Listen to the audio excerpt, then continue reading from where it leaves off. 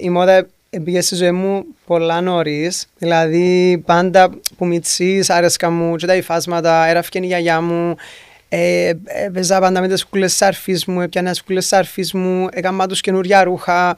Δηλαδή, ήμουν πάρα πολλά attracted σε το κομμάτι. Να δω τι να φορήσει η αρφή μου, να της κάνω το styling, να της σάσω τα μαγιά της. Ασχολούμαι πάντα με την εμφάνιση και τα ρούχα και των φίλων μου και της γιαγιάς μου, της μάμας μου. Ήταν μέρος της ρουτινάς μου που μου μητσής. Το 2015 είχα πάει σε μια έκθεση του Jean Paul Gaultier στο Παρίσι και είδαμε κυριολεκτικά ερωτευτικά τον χώρο και είδα ότι η μόδα έρχεται και συνδυάζει και τέχνη και των άνθρωπων και τον πολιτισμό και την αρχιτεκτονική και γενικά είναι ένας κύκλος που τα συνδυάζει όλα.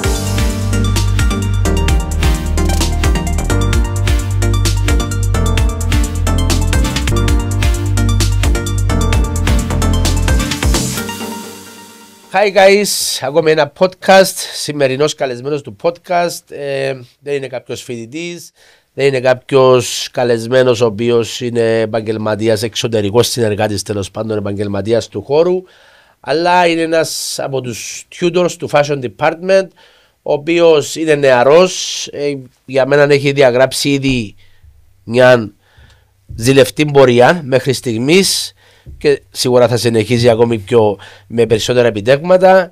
Έχει συνεργαστεί με διάφορους παγκοσμίους φήμης, γνωστούς σχεδιαστές, μοντέλα, Paris, Haute Couture, Fashion Week, ιδιωτικά jet. Τι να πω. Το λοιπόν πάμε να βάλουμε στην παρέα μας τον tutor του Fashion Department, Μιχάλη Παντελίδη, να μας τα πει ο ίδιος. Μιχάλη μου, σε καλωσορίζω. Χαίρετε, καλησπέρα Χρήστο μου. Το λοιπόν, όπως είπα, νεαρός στην ηλικία. Ευχαριστώ. Αλλά παρόλα αυτά, μπράβο σου, έκαμες αρκετά πράγματα, είσαι έτσι αρκετά δραστηριος. Ας πάρουμε λίγο τα πράγματα από την αρχή όμως, να δούμε λίγο την πορεία. Καλό. Μόδα, για σένα, πώς έμπηκε στη ζωή σου, πώς την ακολούθησες, τι είναι η μόδα για σένα. Οκ.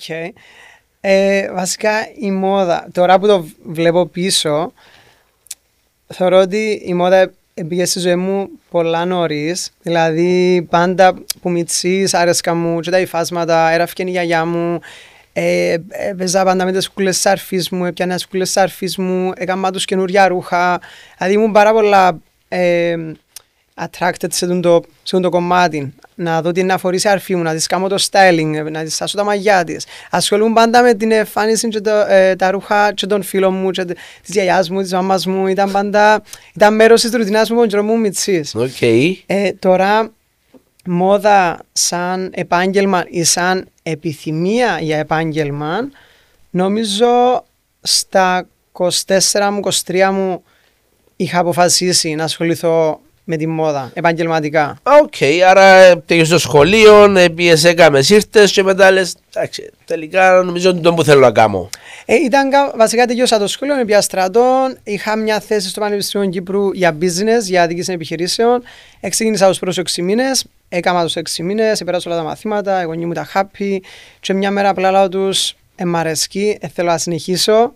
Δεν ήξερα τι θέλω να κάνω, αλλά ξέρω σίγουρα ότι θέλω να συνεχίσω. Και αμέσως ευχαριστήκαν. Εννοείται ότι λαλούσα μου, ξέρεις, συνέχισε τις σπουδές σου, τελειώσες το και μετά. Απλά είχα αποφασίσει ότι να σταματήσω και ότι να ψάξω να δω τι μου αρέσει και δεν ήξερα.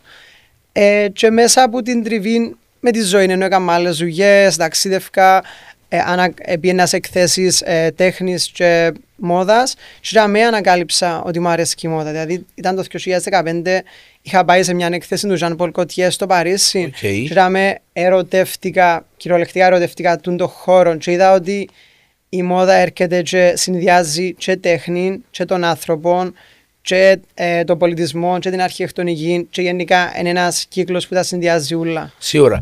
Άρα για μένα αντιληφθείς ότι ρε μα τότε που έσαζα τις κούκλες και την αρφή μου και τους παρές μου τελικά συνδέονται όλα. Ακριβώς, ναι. Τούτο που είπες πάντως στα 24 σου αποφάσισες, μια ωραία πάσα γιατί κάποιοι φοιτητές ή γενικότερα ο κόσμος γενικότερα ώρες νιώθει ότι πέρασε ο καιρός, άρχισα. Και εγώ προσπαθώ να το συζητήσω το θέμα. Πώς το βλέπεις το, δηλαδή, έχει άρκησα? Εμπιστεύω ότι έχει άρκησα. Καταρχάς, εγώ ο λόγος που αποφάσισα να σπουδάσω fashion ήταν για να μάθω πράγματα. Δηλαδή ήταν ξεκάθαρα για να μάθω πράγματα. Ενώ άνθρωποι γύρω μου τότε λαλούσαν μου, πήγαινε να κάνεις το πτυχίο σου να τελειώνεις. Πήγαινε, κάμε το γλύωρα να τελειώνεις. Εγώ μου πάντα, όχι, θέλω σιγά σιγά να το απολαύσω, να το μάθω, να τα μάθω. Ενώ και ακόμα και με τα internship που έκανα ήταν κάπως, όχι, να πιάσω το χρόνο μου, θέλω να πάω Άμστερνταμ, να περάσω τα με 6 μήνες, αν μου αρέσει να μείνω κι άλλο, να συνεχίσω μετά τις σπουδές. Ενώ ήμουν πάντα πολλά ανοιχτός στο ότι κάνω το για να μάθω. Δηλαδή αφιερώνω χρόνο, Μάλιστα. επενδύω χρόνο για να μάθω κάποια πράγματα. Ωραίο. Οπότε είναι εσύ αργά και θέμας, ναι, όταν ήμουν πριν πάω να σπουδάσω fashion, δούλευκα στο Αρμάνι στη Λευκοσία, οπότε ήταν μια πάσα τούτον να μου δώσει να μελετήσω τη ζωή του Giorgio Armani, που τον είχα γνωρίσει στο Μιλάνο τον επόμενο χρόνο που δούλευκα. Και θεωρούσα ότι και ο ίδιος στα 40 του, νομίζω 40-45 του, εξεκίνησε τον brand του. Οπότε το πράγμα έδιενε μου πολύ θάρρος και πολύ κουντιμάν στο είναι αργά. Ναι. Συνέχισε. Τούτον ώρες σκέφτομαι το και εγώ και μια ωραία κουβέντα που εθιέβαζα από τον ιδρυτή του Αλίμπαμπα, λέει, είχε μπει ο καθένας είχε το timing του. It's okay, με θωρείς, ας πούμε, γύρω σου. Ναι. Και πάντα διά μου θάρρος τούτο. Το λοιπόν αποφασίζεις ότι θέλεις να ασχοληθείς με τον χώρο επαγγελματικά, τέλος πάντων, ή για να μάθεις όπως είπες, και φεύγεις, ξεκινάς από Κύπρο, φεύγεις εξωτερικό, τι κάνεις? Το πρώτο βήμα, νομίζω το 2015 είχα πάει στο Παρίσι μας για την έκθεση του Jean Paul Gaultier και ενθουσιάστηκα και με το Παρίσι και με την έκθεση και λέω ok, θέλω να κάνω fashion, ας έβρω δουλειά στο fashion. Και η πρώτη μου σκέψη ήταν να έβρω δουλειά στο Παρίσι για το fashion. Οπότε είχα πάει Παρίσι να έβρω δουλειά. Χωρίς να έχω κάποιο πτυχίο, χωρίς να μιλώ γαλλικά, χωρίς να έχω κάτι στο background. Ήταν πιο δύσκολα τα πράγματα από όσο τα φαντάζομαι. Η μόνη δουλειά που καταφέρα να έβρω, που είμαι πάρα πολλά ευγνώμων για τούτο, ήταν να ντύνω μοντέλα σε showroom, στο Tomorrow Showroom, που τώρα είναι από τα πιο διάσημα showroom στον κόσμο. Ο ιδρυτής τους είναι μέσα στους 500 άνθρωπους που έκανα shape τον global fashion στις μέρες μας. Τότε ήταν πιο μικρό όμως, οπότε είμαι πολλά ευγνώμων που είδα την πορεία του showroom. Και ήταν η πρώτη μου επαφή με μοντέλα, η πρώτη μου επαφή με το business to business στο fashion, με σχεδιαστές. Δηλαδή είδα ότι τι χρειάζεται στο να χτιστεί ένα showroom, να έρθουν σχεδιαστές, να δείξουν τη δουλειά τους και να πάσουν αγοραστές που όλων των κόσμων να αγοράσουν τα ρούχα τους για τις μπουτίκ τους. Μάλιστα. Οπότε ήταν τεράστιο, ήταν μόνο 2 εβδομάδες, αλλά ήταν τεράστιο σχολείο για μένα τότε. Και μετά, επειδή δεν βρίσκα άλλη δουλειά στο Παρίσι, απλά έφυγα και λέω: OK, ίσως πρέπει να σπουδάσω fashion. Και έκανα τις αιτήσεις μου να πάω να σπουδάσω Αγγλία. Άρα ξεκινήσεις το κάπως ανάποδα. Συνήθως έτσι που σπουδάζουν fashion ξεκινούν, μαθαίνουν τα πιο αρχικά βήματα και μετά τούτο που είπες εσύ μπήκες ανάποδα. Ναι. Άρα εσύ ανέβηκες στον καταράχτη αντί να κατέβεις. Ναι, και ήταν και πιο δύσκολο στην ουσία, διότι απλά έχεις το πάθος για κάτι, αλλά δεν έχεις τις ικανότητες, τα skills, τα technical skills για να δουλέψεις σε αυτόν τον τομέα. Ναι. Απλά ξέρεις ότι αρέσκει σου. Ναι. Ωραία, και φεύγεις πάει στην Αγγλία. Ναι. Τι κάνεις στην Αγγλία? Η Αγγλία πήγα στον Bristol, έκανα 1,5 χρόνο Αγγλία, που ήταν πάρα πολύ καλό για μένα, διότι ξεκινούσα από το 0.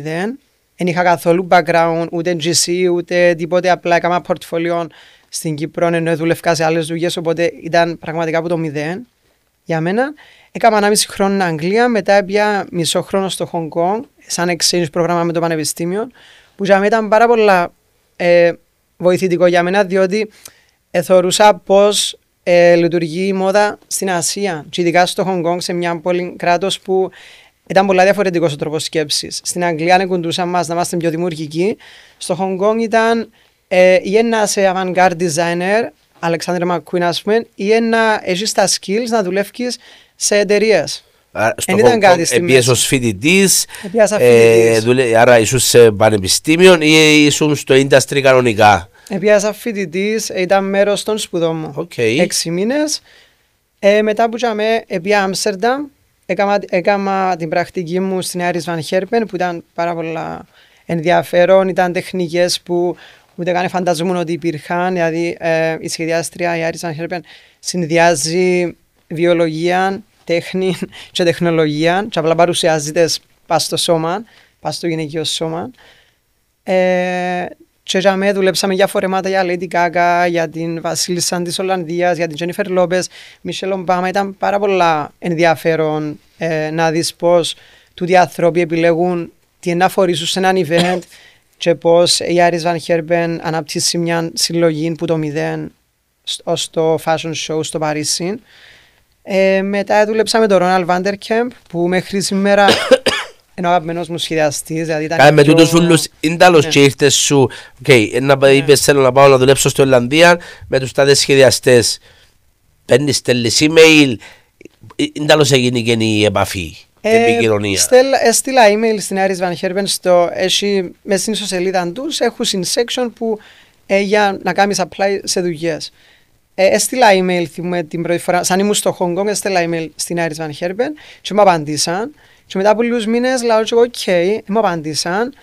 Ίσως πρέπει να αλλάξω το portfolio μου, να αλλάξω το CV μου, να τα ανανεώσω και να ξαναδοκιμάσω. Έχανω κάτι. Και έκανα το, ανανέωσα και το CV μου και το portfolio μου και ξανά στείλα email και απαντήσαν μου και καλέσαμε για interview. Και το interview περιλαμβάνει και trial day. Δηλαδή δοκιμάζουν σε για μια μέρα, βάλουν σου κάποια task, θεωρούν που είσαι καλός για να ξέρουν πώς να σε χρησιμοποιήσουν. Είχα πάει στο Άμστερνταμ και είχα κλεισμένα 3 interview. Το ένα ήταν με την Iris Van Herpen, το άλλο ήταν με Tommy Hilfiger και το άλλο με Victor Rolf. Και η καλή μου τύχη πιάσε με η Iris που ήταν και η πρώτη μου επιλογή. Αλλά είχα κλείσει και άλλα για να έχω backup options. Ο λόγος που ερώτησα το ήρθε κάπως στην επικοινωνία, τέλος πάντων την πρώτη επαφή, είναι γιατί κάποιοι φοιτητές λέουν, προφανώς είπα σου εσένα, ξέρεις, θέλω να τελειώσω, να δουλέψω στον τάδε, να κάνω τον τάδε, πάνε να γυρίσει να με δει εμένα. Και λέω τους, ναι, γιατί όχι, ας πούμε. Γιατί υποτιμάς τόσο τον εαυτό σου. Και γι' αυτό που ήθελα έτσι να πεις λίγο τη διαδικασία, ότι και εκείνοι άνθρωποι, ας πούμε. Στο τέλος της ημέρας. Είναι σίγουρα γνωστή αλφαβήτα, αλλά στο τέλος της ημέρας, γιατί να υποτιμήσεις και εσύ ο ίδιος τον εαυτό σου. Ναι, και εγώ έβλεπα το και από την άλλη πλευρά ότι, ξέρεις, είμαι ένας άνθρωπος που θεωρώ ότι έχω πολλά καλών εργασιακών ήθος και έχω πάρα πολύ πάθος για τον που κάνω, οπότε έβλεπα το ότι κάνω τους και χάρη να έχουν ένα άτομο στην ομάδα τους που είναι τόσο αφοσιωμένο πάνω τους.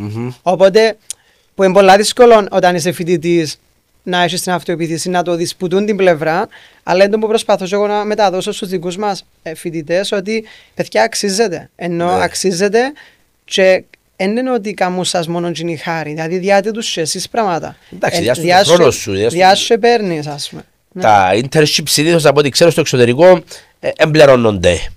Σε κάποιες χώρες πλέον έκαναν το διανόμου να πληρώνεσαι. Εγώ όταν ήμουν τότε έπιανα έναν Erasmus funding την Ευρωπαϊκή Ένωση και η καλή μου τύχη είναι μείνει κάποιο σε artist residency στο Άμστερνταμ, οπότε τα έξοδα μου ήταν μειωμένα.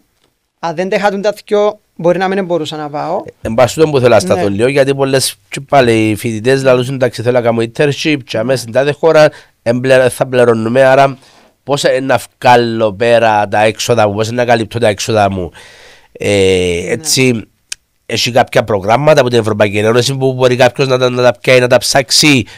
Έχει, από όσο ξέρω, ναι, και έχει και κάποια άλλα προγράμματα που μπορείς να πάεις για 6-7 μήνες να διαλέξεις κάποιον καλλιτέχνη, αρτίσαν, να το πω, κάποιον άνθρωπο που είναι καταρτισμένος σε μια τέχνη και να πάεις κάποιους μήνες να μάθεις την τέχνη κοντά του και έχει επιχορήγηση από την Ευρωπαϊκή Ένωση.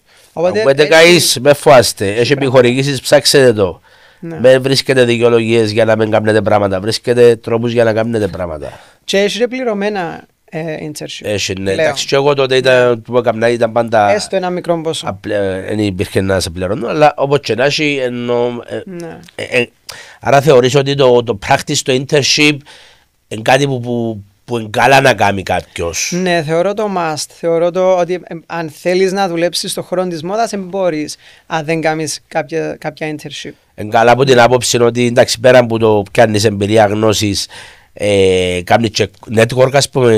Ναι, πάρα πολλά. Τα άτομα που γνώρισα όταν ήμουν στην Iris Van Herpen πλέον κάνουν support τη δική μου προσωπική δουλειά. Δηλαδή, ακόμα και celebrities που γνώρισα τότε που ήμουν στυλίστες, φωτογράφους. Δηλαδή, τώρα συνεργαζόμαστε, στέλνω τους πράγματα, ποστάρουν τα. Δηλαδή, είναι τεράστια τα ωφέλη που μπορείς να έχεις μέσω του τον άνθρωπο, διότι υποστηρίζουν σε. Ας σε γνωρίσουν και αρέσεις τους, να σε στηρίξουν μετά.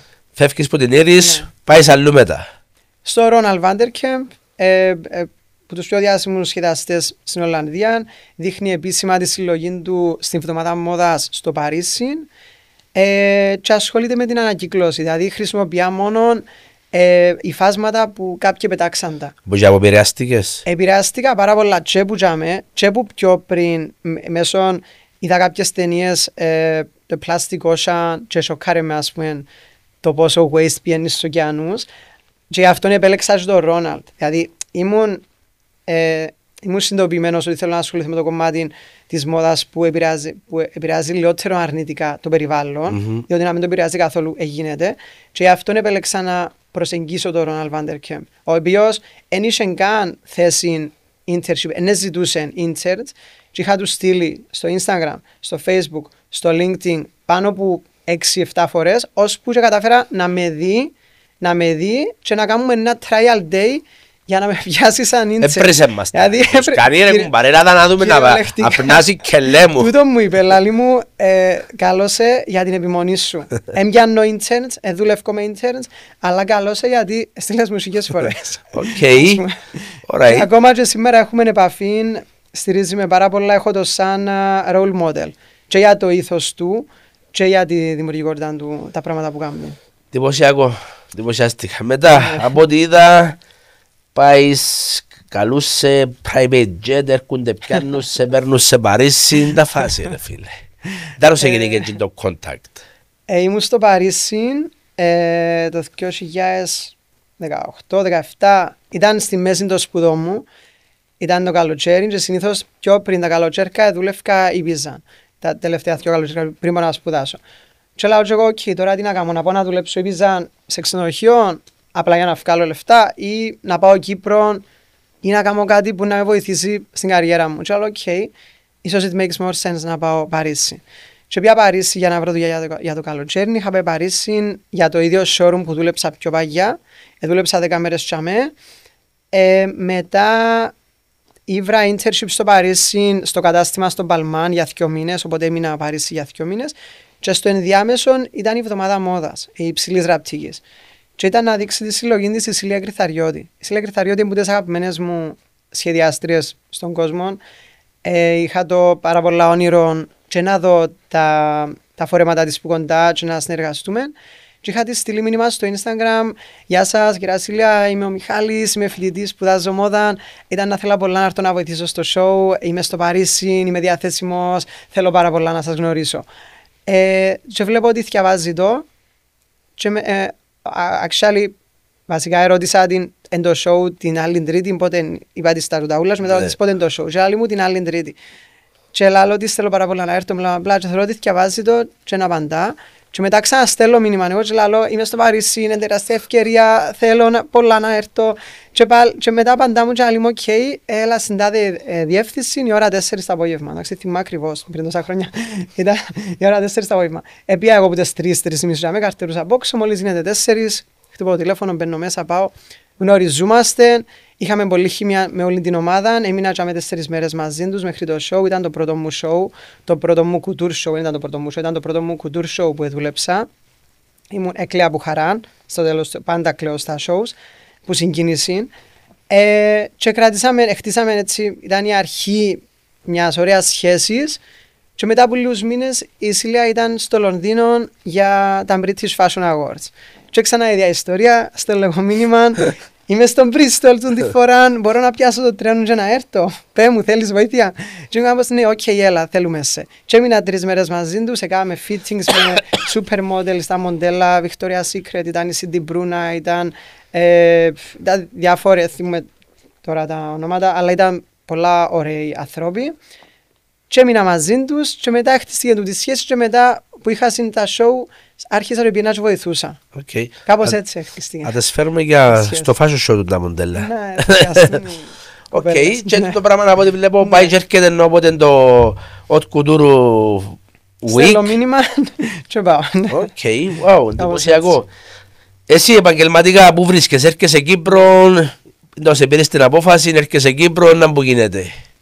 Μετά τις σπουδές μου, μόλις ολοκλήρωσα τις σπουδές μου, βασικά το 2022, είχα πάει Ιταλία να δουλέψω σε μια εταιρεία που έκαναμε υφάσματα για άλλους οίκους. Για Gucci, Prada, ακόμα και Chanel, ήταν χειροποίητα υφάσματα, ήταν από τις πιο ωραίες εμπειρίες που έζησα. Και όταν ήμουν τζαμέ, ήμουν μέλος στο Fashion Heritage Network Cyprus. Και είπαμε ότι παιδιά το είναι να κάνουμε έκθεση, το θέμα είναι κυπριακή κληρονομιά, πρέπει να ετοιμάσετε κάποια project να δείξετε.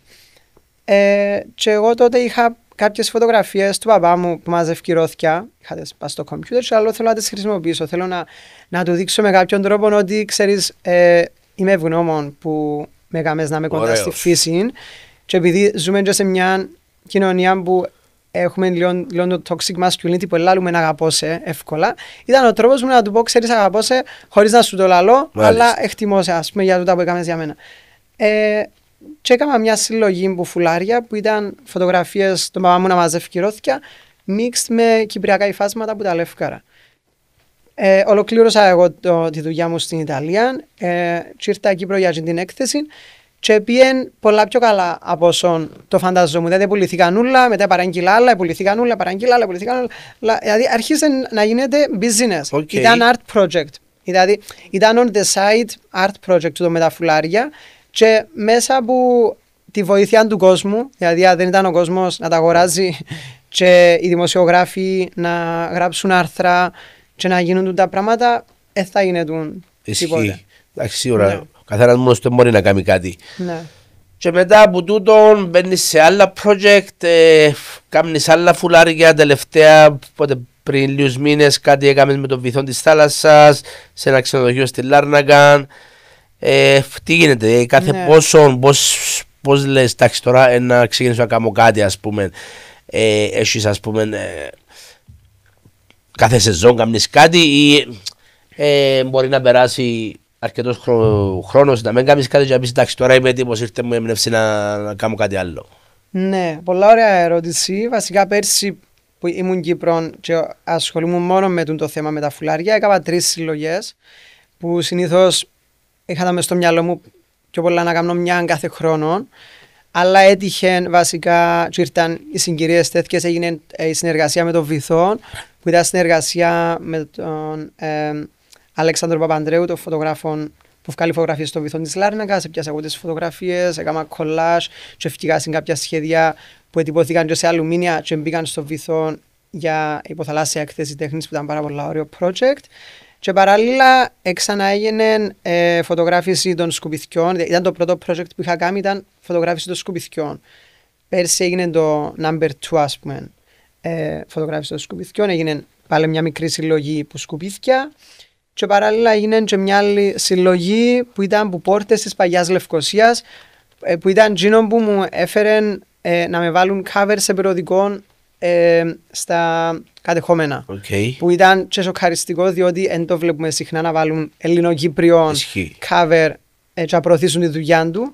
Ο λόγος που πιστεύω είναι ότι είχα πιάσει μια πόρτα που την Παγιά Λευκωσία. Ήταν 2 πόρτες που την Παγιά Λευκωσία, απλώς η μια ήταν που την ποδά πλευρά και η άλλη που την πόζη πλευρά. Δηλαδή δεν ξέρω πώς να τα πω. Δηλαδή είναι πολλά λεπτή γραμμή λέξεις που χρησιμοποιούμε για τα πράγματα. Και ήθελα να δείξω τις ομοιότητες που έχουμε σαν κουλτούρες αλλά που ζούμε στην Κύπρο και το ότι συγκεκριμένα τούτες οι πόρτες είναι επηρεασμένες και από πολλούς άλλους λαούς, από τους Βενετούς, από τους Φράγκους, που έρχεται και δείχνει την πολυπολιτισμικότητα του νησού και ήθελα να την κάνουμε celebrate και τούτον και το craftsmanship, actually, δηλαδή πώς έκαναν τις πόρτες τότε. Και μετά έρχομαστε στο Alexander College. Ναι. Τρίγει τηλέφωνο, πιάνω σε τηλέφωνο. Μιχάλη, το και το είμαι ο τάδε. Να σε ενδιαφέρει να έρθεις στο Alexander να διδάσκεις. Τέλος το είδες ως πρόταση. Αλλά και γενικότερα από τη μέρα που ξεκινήσω σήμερα, πώς βλέπεις το Alexander, τους φοιτητές. Τι νομίζεις ότι. Μάλλον, ποιο είναι το input το δικό σου που να θέλεις να βάλεις. Πολλά ωραία ερώτηση. Βασικά, πέρσι το καλοκαίρι, όταν μου έγινε τούτη πρόταση, ήταν μια περίοδος που έψαχνα κάτι. Δηλαδή, είχα πει στο μυαλό μου ότι να ήταν καλά να βρίσκω κάτι άλλο. διότι άγχωνε με να ξέρω ότι εξαρτούμε μόνο από τις πωλήσεις στο φουλαρό. Τώρα μιλώ πολλά ειλικρινά, σαν καλλιτέχνης. Ενώ ούτε είμαι εδώ για να κρύψω πράγματα ή να πω κάτι. Οπότε ενθουσιάστηκα πάρα πολλά που ήρθε την πρόταση. Το πώς το χειριστήκα εγώ ή πώς αντέδρασα αμέσως, είπα ότι θέλω να δώσω καλύτερο με αυτόν. Αποφοιτήσα πρόσφατα από πανεπιστήμιο, δηλαδή πριν 2-3 χρόνια. Οπότε πολλά φρέσκο μες στο μυαλό μου το πώς θέλω να μου μιλούν, τι θέλω να μου δώσουν, τι είναι σημαντικό για μένα. Οπότε ήθελα πολλά να δώσω στους φοιτητές που μου δώσαν εμένα, οι δικοί μου καθηγητές και κουντήσαμε. Το δικό μου impact θεωρώ παραπάνω στα textiles, στο portfolio, πώς να χτίσεις portfolio, πώς να κάνεις networking, πώς να χτίσεις το δικό σου brand. Ενώ ασχοληθήκα με διάφορα πράγματα, δούλεψα σε διάφορους τομείς στη fashion, ενώ σε showroom, σε studio, σε υφάσματα, σε photography studio, σε κατάστημα. Ενώ νιώθω ότι μπορώ να τους δώσω πάρα πολλά τους φοιτητές. Εγώ εκείνο που έχω να πω παντός είναι ότι είμαι πραγματικά ευγνώμων που είσαι μες στην ομάδα του tutors του Fashion Department. Τούτο που είπες όσον αφορά και το κομμάτι της ηλικίας είναι πολύ σημαντικό, που είσαι ο πιο νεαρός της ομάδας και είσαι κοντά στους φοιτητές, παίζει το ρόλο του θεωρώ.